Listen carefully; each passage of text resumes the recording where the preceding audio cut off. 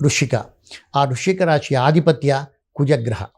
ಕುಜಗ್ರಹ ಶನಿ ಕುಜ combination ಅಂದರೆ ಶನಿ ವಾಯುತತ್ವ, ಕುಜ ಅಗ್ನಿತತ್ವ. ಇವತ್ತು ದಕ್ಷಿಣ Korea ವಿಶ್ವದಲ್ಲೇ ಅತಿ ದೊಡ್ಡ ಒಂದು ಅರಣ್ಯ ಬೆಂಕಿ ಅಂಟ್ಕೊಂಡು ಉರಿತಾ ಇದೆ ಅಂತ ನಾವು ಮಾಧ್ಯಮಗಳಲ್ಲಿ ನೋಡ್ತಾ ಇದ್ದೇವೆ. ಆದ್ದರಿಂದ ಇದರ ಅರ್ಥ ಏನು ಅಂದರೆ ಇಬ್ಬರು ಶತ್ರುಗಳು ಅಂತ.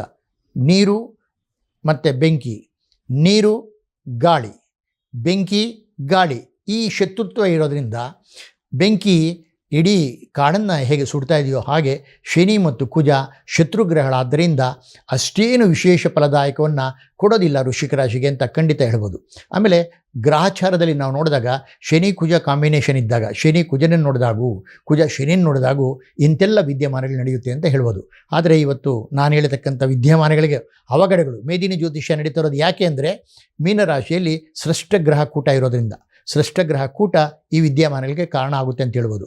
ಆದರೆ ಈ ದ್ವಾದಶ ರಾಶಿಗಳಲ್ಲಿ ಯಾವ ರಾಶಿಯವರೆಗೆ ಯಾವ ಗ್ರಹ ಒಳ್ಳೆಯದು ಮಾಡುತ್ತೆ ಅಥವಾ ಯಾವ ಒಂದು ಸ್ಥಾನದಲ್ಲಿ ಸಂಚಾರ ಮಾಡಿದಾಗ ಇವರಿಗೆ ವಿಶೇಷ ಫಲ ಬರುತ್ತೆ ಅಂತ ಹೇಳೋದಾದಾಗ, ಈಗ ಪಂಚಮ ಶನಿ ಪ್ರಾರಂಭ ಆಗಿದೆ ಇವರಿಗೆ, ಅರ್ಧಾಷ್ಟಮ ಶನಿ ಅಂತ ಹೇಳ್ತೀವಿ.